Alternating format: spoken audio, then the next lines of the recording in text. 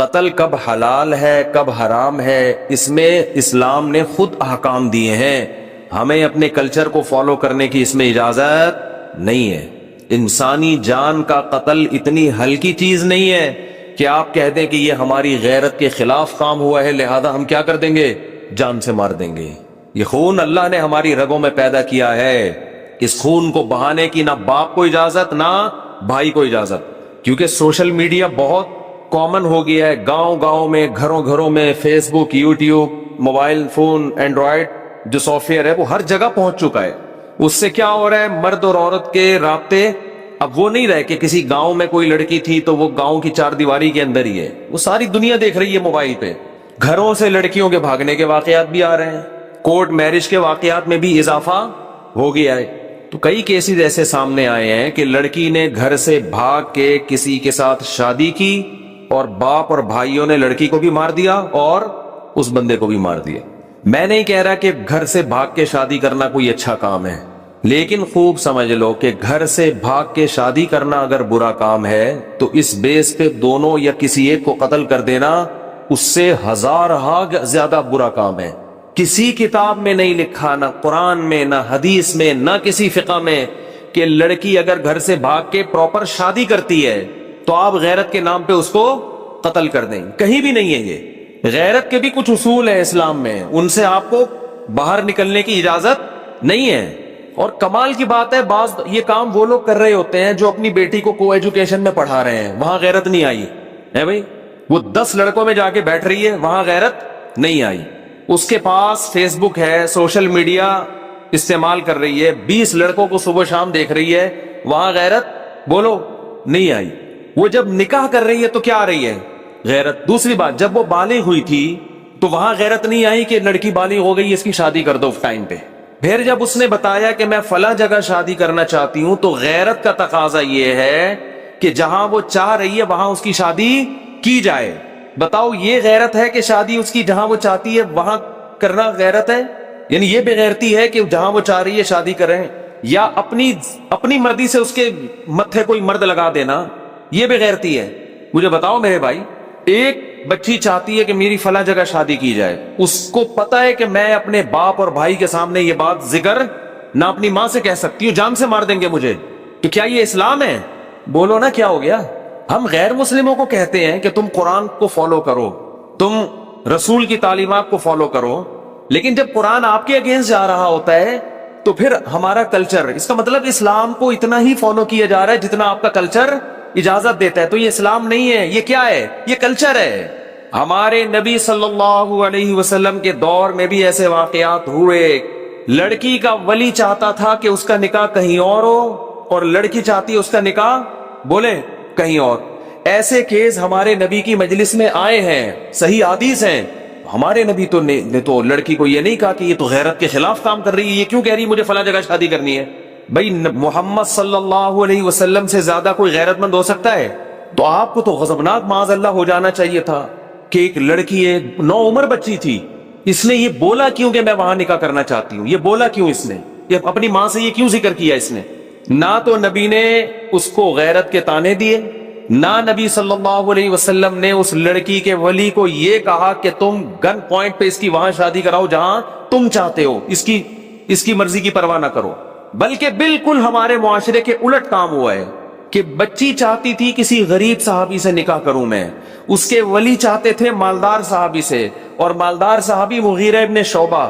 حضرت مغیرہ ابن شعبہ فرماتے ہیں کہ مجھے وہ لڑکی وہ بچی تو نہیں، یعنی ان کی بیوی تھی نا، 9 عمر تھی، مجھے وہ مل چکی تھی، مگر نبی صلی اللہ علیہ وسلم نے جب دیکھا کہ بچی کہیں اور نکاح کرنا چاہتی ہے، مجھ سے چھین کے اس کے حوالے کی گئی جس سے وہ نکاح کرنا چاہتی تھی. تو ایک یہ والی غیرت ہے، ایک ہماری اپنی غیرت ہے. تو آپ بتاؤ کون سی قرآن و سنت کے مطابق ہے؟ غیرت یہ نہیں ہے کہ آپ کی بچی کہیں نکاح کرنا چاہتی ہے تو آپ اس کو یہاں پسٹل رکھ دیں. اس کے غیرت یہ ہے کہ جہاں وہ چاہتی ہے آپ وہاں اس کا نکاح کر دیں. ہاں اگر غیر کفو ہے، اس کے لحاظ سے بہت کم تر ہے، کوئی چرسی ہے، کوئی ہیروئنچی ہے، پھر شریعت نے باپ کو یہ حق دیا ہے کہ وہاں اس کو نکاح نہ کرنے دے، کیونکہ اس میں خاندان کی عزت داؤ پہ لگے گی. ہمارے ہاں کفو اور غیر کفو کا جو معیار ہے وہ نہیں رہا جو اسلام نے بتایا ہے.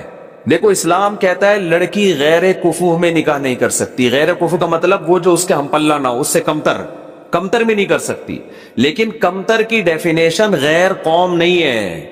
کمتر کی ڈیفینیشن یہ ہے کہ لڑکی ایک اچھے خاندان سے تعلق تھا اور لڑکا چرسی ہیروئنچیوں کے خاندان میں پیدا ہوا ہے. یہاں اگر آپ کی بیٹی نکاح کرتی ہے تو آپ کی عزت کا جنازہ نکلے گا، یہاں آپ روک سکتے ہیں اس کو. لیکن اگر وہ اپنے ہم پلہ میں کر رہی ہے، چاہے وہ غیر خاندان ہو، وہاں آپ کو اس سے روکنے کی اجازت بولتے کیوں نہیں بھائی؟ نہیں ہے. سوشل میڈیا پہ بھی ہے، وہ لڑکی کورٹ میرج ہو رہی ہے، باہر نکلتے ہی کیا کر دیا؟ دونوں کو گولی مار دی. اور اکثر اس طرح کے خاندانوں میں سب کی بات نہیں کر رہا، مرد جو مرضی عیاشی کرتا پھرے.